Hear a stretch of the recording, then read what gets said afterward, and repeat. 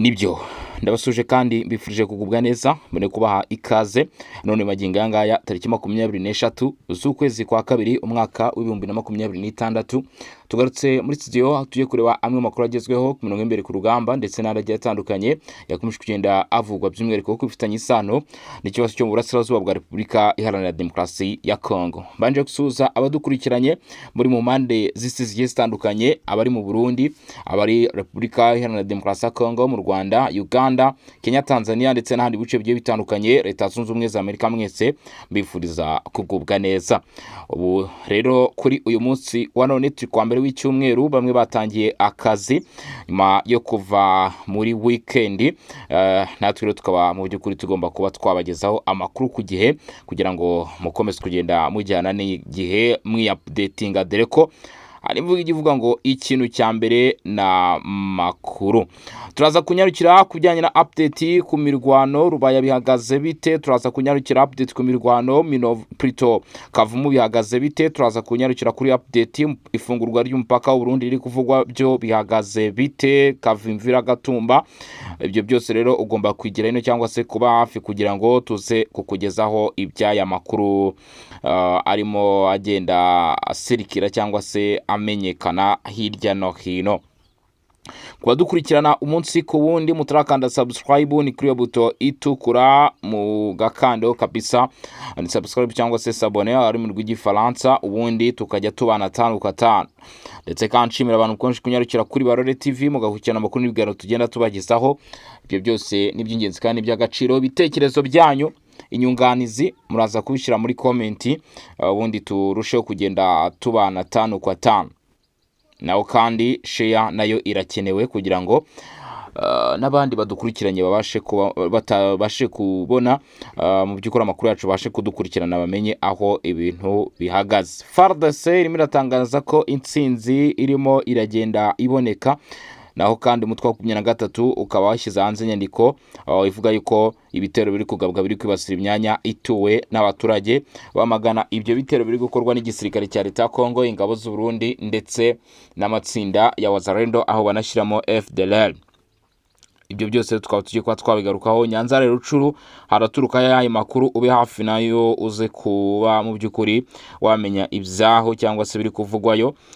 Ubu rero tukaba tugiye kwa twahira rero ku makuru akomeye cyane ajyanye n'ifungurwa ry'umupaka uhuza Repubulika Iharanira Demokarasi ya Kongo ndetse n'igihugu cy'u Burundi.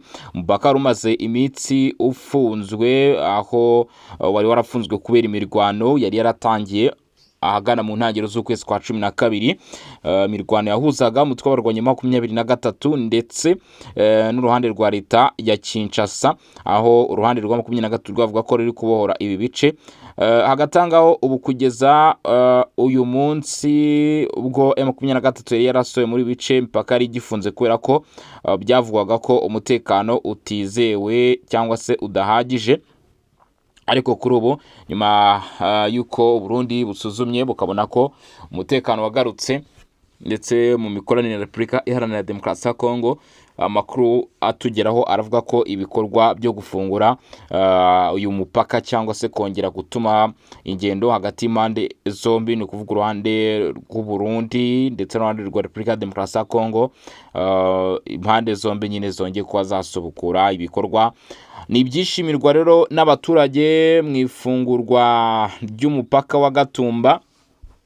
Amakuru menshi aravuga ko umupaka wa Gatumba uhuza ibihugu byombi uza gufungurwa rero, akaba byashyizwe hanze n'abaturage batuye muri bice. Mu makuru bavuga ko bagiye babasha kumenya ndetse abahegereye bakavuga ko uri kubona ko nyine mu bigaragara hari saa yari yose cyangwa se hari impinduka zishobora kuba zakorwa anga kuri uyu mupaka uhuza u Burundi na Repubulika Iharanira Demokarasi ya Kongo. Gufunga umupaka wa Gatumba byari byaragabanyije urujya n'uruza hagati y'imijyi nka Uvira ndetse na Bujumbura.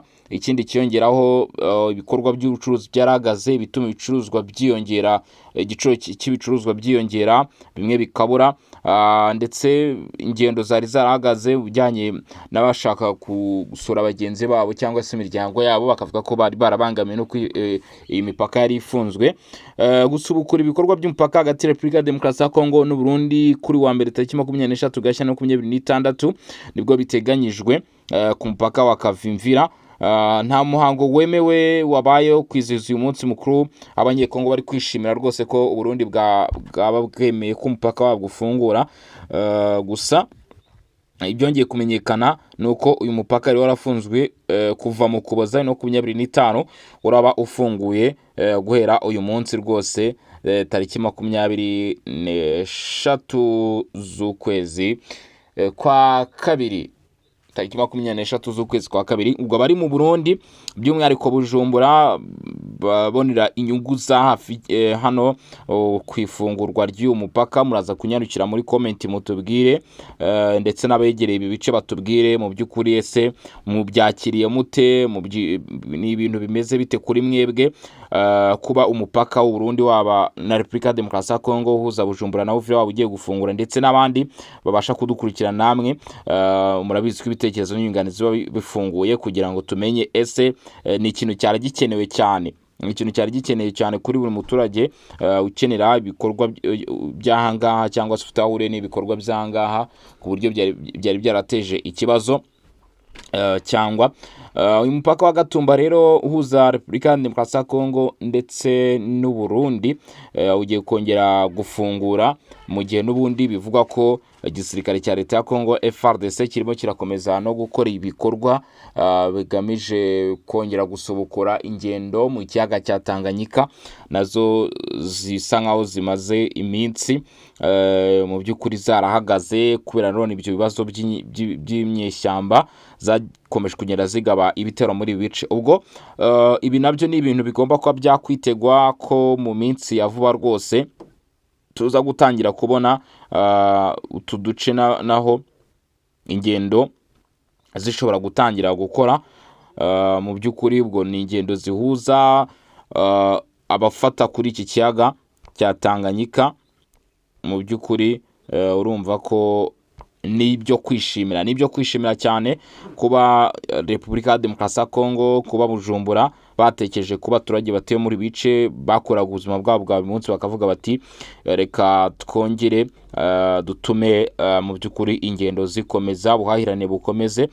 Ndetse ibi kandi mu buryo bwa politike biragaragaza imibanire myiza iri hagati ya Repubulika Iharanira Demokarasi ya Kongo n'u Burundi nyuma y'amezi arenga 2 umupaka ufunze. Ariko nanone ikindi ugomba kubamenya, ntabwo wari ufunze kubwo kuba politike y'u Burundi itahura ni Repubulika ya Demokarasi ya Kongo, ahubwo uyu mupaka wari ufunze kubwo kuba harabayeho ukudahuza ku bibazo by'umutekano nyine byabayeho, hanyuma Burundi bukaba bwugariye. Ntabwo ari kudahuza na Repubulika ya Demokarasi ya Kongo, ahubwo nuko wabonaga ko hakiri ibibazo bishobora guhungabanya Bujumbura. Burundi buravuga buti rero kaduteri ya mbere tube duhagaritse ibikorwa by'ingendo ahangaha. Rero bikaba bigaragara ko ingendo zigiye kongera gusubukurwa, ibikorwa by'ubucuruzi, ingendo z'abaturage byose rero bikaba bigiye kongera kuba byasubukurwa. Tunyaruke rero no mu yandi makuru ari kutugeraho kugeza kuri ubu ngubu. Avuga ko imirwano yongeye kuba yakumvikana mu bice bimwe na bimwe, ariko umutwe wa 23 barizwamwe ry'uruzi rwa Kongo ukabushinja ubutegetsi bwa Kinshasa kugaba ngo ibitero abita Gatoyi, Gasheke, Murema, Mberwa, Ruki ndetse naho bita Mutobo. Ruhande rwa guverinoma rero kavuga ko ibi bitero byagabwe muri utwo duce tuvuzwe haraguru byibasiriye abaturage ndetse ngo byakozwe na drone. Ibi bikaba byanashimangiwe n'umuvugizi wa FC23 Lawrence Kanyuka maze kwandika mu kanya kashize ku rukuta rwe rwa X, havuga ko hari kuba ibi bikorwa mu by'ukuri byo kwibasira imyanya ituwe n'abaturage, ndetse avuga ko cyangwa se yemeza ko amahanga n'isi bigomba guhagarara ku kureberera, usibye ko n'ubutegetsi bwa leta ya Repubulika Iharanira Demokarasi ya Kongo nabwo budahwema kugaragaza ko ibyo bikorwa mu by'ukuri batigeze babikora, ahubwo ibitero byakomeje kugenda bikorwa muri utu duce nanone byagiye bitandukanye, byagiye bibaho kubera ko Wazalendo yarimo ihangana n'u23 kandi babaga bagabye ibitero.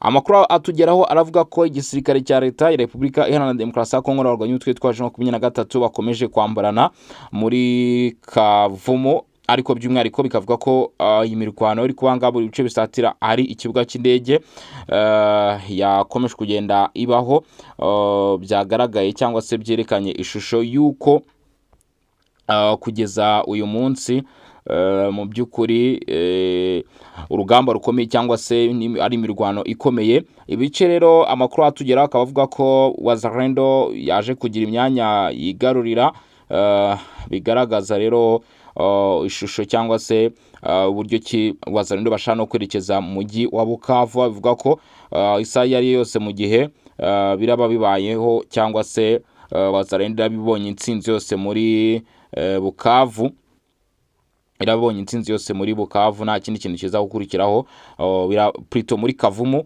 birabigaragaza ko ari icyerekezo cyo kwerekeza aho bita mu by'ukuri muri iki gice cya Bukavu. Tukomeje n'andi makuru, hari ibiri kuvugwa kesi zikomeye cyane z'ibyaha bigera ku 17 bivugwa mu mujyi wa Goma ndetse na Bukavu kuva ya 23 yafata ibi bice, ndetse ngo ibi byabaye ibyaha byibasira ndetse bihonyora uburenganzira bw'ikiremwa muntu.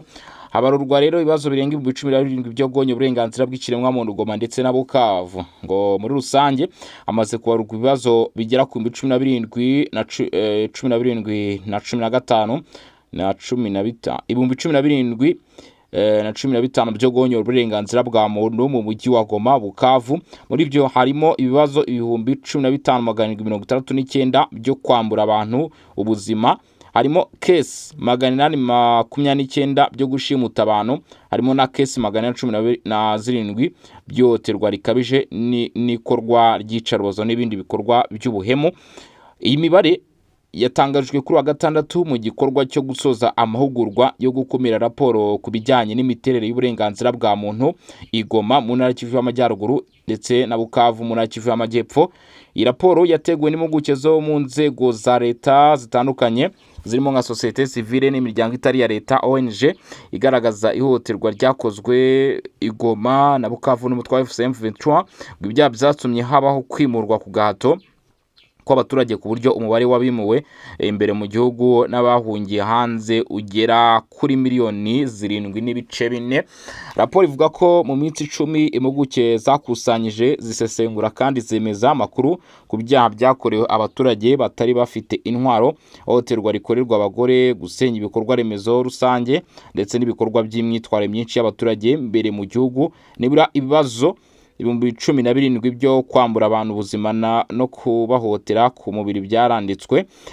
Jonas Chombela uhagarariye societe civile yashimye uruhare rwa guverinoma yo ku rwego rw'igihugu, avuga ko amahoro arambye adashobora kubakwa hashingiye ku kwibagirwa abahotewe cyangwa guceceka ku byaha byakozwe. Perezida wa Komisiyo y'Igihugu uburenganzira bwa muntu CNDC Paulo Nsapu yibukije ko ihohoterwa ryanditswe muri raporo nk'ubwicanyi, ihohoterwa rishingiye ku gitsina, gushimuta, guta muri yombi mu buryo bunyuranyije n'amategeko y'ubucarubozo rusange, ubujura ndetse no gusenya bigaragaza gutesha agaciro gakomeye icyubahiro cy'abanyekongo. Yashimangiye ko CNDC izakomeza gukusanya ibimenyetso ndetse no kurwanya umuco wo kudahana. Muri uburenganzira bwa muntu Samuel Mbemba agaragaza ibyifuzo byatanzwe n'impuguke birimo gushyiraho urukiko mpuzamahanga mpanabyaha rwihariye ku byaha byakorewe muri Repubulika ya Demokarasi ya Kongo, kongera ubushobozi inzego z'umutekano n'ingabo, kongera umubare w'abacamanza ndetse no gushyiraho uburyo bw'ubutabera bw'inzibacyuho. Minisitiri w'Intebe Judith Suminwa Waturuka wari witabiriye uwo muhango yiyemeje ku mugaragaro kugeza ibyifuzo ku nzego zo hejuru z'igihugu, ahagira ati tuzakora ibishoboka byose kugira ngo ubutabera butangwe. Iyi raporo izaba umusingi w'ubuvugizi bwacu mu gusaba ko jenoside yakorewe abanyekongo yemerwa kandi abagizemo uruhare bakabiryozwa. Yanahamagariye abantu bose guhaguruka kugira ngo iyi raporo yumvikane aho ubutabera butegejwe hose. igikorwa cyateguwe na Minisitiri w'uburenganzira bwa muntu Kinshasa kikaba cyaritabiriwe n'abayobozi batandukanye ba leta, abarwanashyaka baharanira uburenganzira bwa muntu, abahagarariye societe civile ndetse n'abandi banyacyubahiro bagiye batandukanye. Ibi rero bikaba bigaragaza ibikorwa by'ihohoterwa bigenda bikorwa. Ati nubwo hatangajwe agahenge, haravugwa iyimurwa ry'ingabo muri Kivu y'Amajyepfo ndetse na Masisi.